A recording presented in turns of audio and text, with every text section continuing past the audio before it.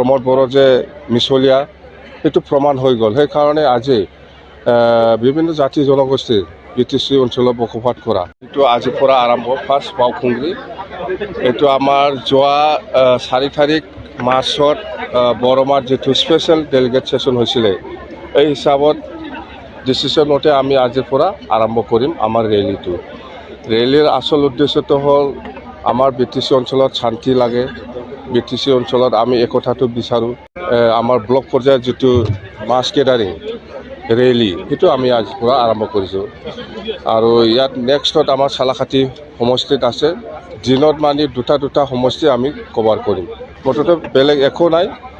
আমি শান্তিৰ কাৰণে বা আমাৰ একতাৰ কাৰণে বা আমাৰ উন্নতিৰ কাৰণে আমি এই ৰেলীটো পদযাত্ৰাটো আমি কৰিছোঁ। সেইখিনি কথা, বেলেগ একো নাই। 2024 হ'ব। 2024 হ'ব।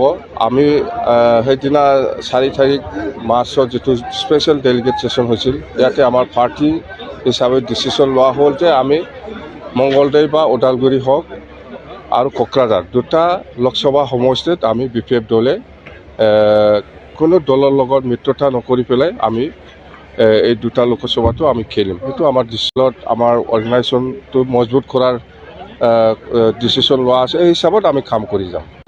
এই চৰকাৰৰ দিনত BTC অঞ্চলত কি হৈছে হোৱা নাই সেইবিলাক চবেই বুজি পাইছে। প্ৰমোদ বড়ো যে মিছলীয়া সেইটো প্ৰমাণ হৈ গ'ল। সেইকাৰণে আজি বিভিন্ন জাতি জনগোষ্ঠীৰ BTC অঞ্চলত বসবাস কৰা চবে মানে ওলাই আহিছে আমাৰ BPF দলক সহযোগ কৰিবৰ কাৰণে। সেইখিনি কি কৈছে কোৱা নাই, ইয়াৰ লগত কোনো সম্পৰ্ক নাই। মুঠতে আমাৰ কথাটো হ'ল আমি বিচাৰোঁ BTC অঞ্চলত শান্তি, BTC অঞ্চলত একতা, BTC অঞ্চলত উন্নতি। বাছ, বেলেগ পাব্লিকে সেইটোৱেই বিচাৰি আছিল, কিন্তু আজি পাব্লিকে সেইটো দেখিবলৈ পোৱা নাই। যাৰ ফলত আজি BPFৰ লগত বিভিন্ন জাতি জনগোষ্ঠীৰ যিমান দল সংগঠন আছে BTC অঞ্চলত চবেই ওলাই আহিছে, চবেই ছাপৰ্ট কৰিছে।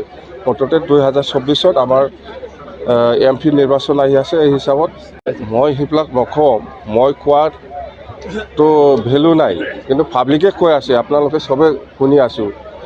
ইণ্টেলেকচুৱেল লেভেলত হওক বা ৰাইজ লেভেলত হওক বা গাৰ্জেন লেভেলত হওক চবেই এই চৰকাৰৰ বিৰোধী মাত মাতি আছে। Thank U. এক্সাম হৈ আছে, আমি জানো আমাৰ ৰেলীটো মেট্ৰিক এক্সামৰ লগত যাতে একো ইফেক্ট নহয় এই পৰীক্ষা চলি থকাটো। সেইকাৰণে আমি বেলেগ জেগাত বহুত দূৰত আমি এইবিলাক ৰেলীটো কৰি আছোঁ। হায়াৰ ছেকেণ্ডাৰীও চলি আছে, মেট্ৰিকো চলি আছে। আমি জানো যাতে আমাৰ ৰেলীটো এই এক্সামত একো ইফেক্ট নহয়, সেইটো চাই পেলাই আমি ৰেলী কৰিছোঁ। সেইটো চৰকাৰে জানে, সেইটো মই ইয়াৰ লগত মই কমেণ্ট নিদিম।